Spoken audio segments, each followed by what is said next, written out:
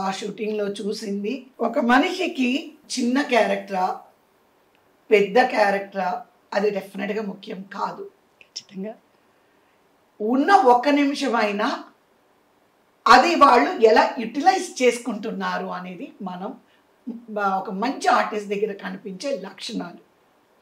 చిరంజీవి గారు though it is among the other 5 boys మీరు చూసారంటే వెరీ కాన్షియస్. కెమెరా ముందుకు వచ్చినప్పుడు ఆయన టక్కిన అది అడ్జస్ట్ చేసుకోవడం, హెయిర్ అడ్జస్ట్ చేసుకోవడం, కానీ ఆయనకి ఏదైనా ఒక డైలాగ్ ఇస్తే 1-2 సార్లు అది ఆయన మెమరైజ్ చేయడం కానీ ప్రాక్టీస్ చేయడం కానీ ఇవన్నీ మేము చూసాం.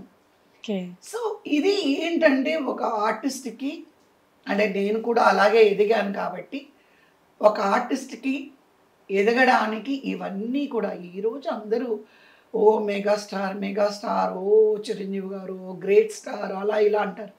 కానీ దాని వెనకాల ఆయన కృషి, ఆయన పట్టుదల, ఆయన dedication, selecting the directors, selecting the stories, selecting the producers, ఇవి ఫస్ట్ ఇంపార్టెంట్.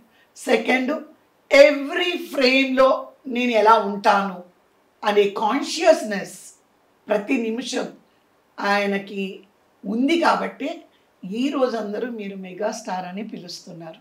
ఖచ్చితంగా. సో దాని వెనకాల అది ఏది ఈజీగా రాలేదు ఆయనకి.